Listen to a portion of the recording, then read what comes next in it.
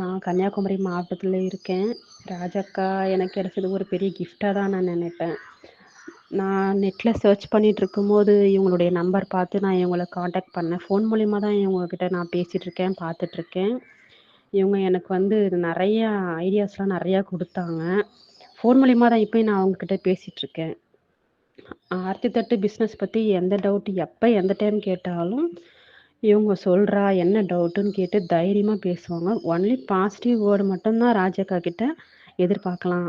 அந்த அளவுக்கு ராஜாக்கானா positive word தான் நான் சொல்லுவேன்.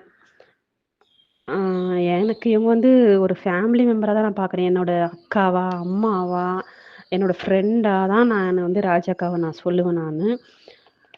தேங்க்ஸ் ராஜாக்கா. இவங்க வந்து ஒரு நல்லா மோட்டிவேட் பண்ணுவாங்க. நிறைய பேர் ஆர்த்தி தட்டு வாங்கினவங்க யாரை திரும்ப காண்டாக்ட் பண்ணி உங்களுக்கு புக்கிங் ஆச்சா, புக்கிங் ஆகலையான்னு இது வரைக்கும் யாரும் கேட்கவே மாட்டாங்க. ஆனால் இவங்க வந்து கேட்பாங்க. போகலன்னா இந்த மாதிரி பண்ணுறா, அந்த மாதிரி பண்ணுறா, இப்படி பண்ணால் நல்லா போகும், தைரியமாக இரு அப்படின்னு மோட்டிவேட் பண்ணுறவங்க தான் அக்கா. அதனால் நான் இவங்க வந்து என் லைஃப்பில் வந்து எப்பவுமே மிஸ் பண்ண மாட்டேன். பிஸ்னஸ்க்காக மட்டும் இல்லை, எனக்கு அக்கா. எனக்கு பிடிக்கும் எனக்கு இவங்க.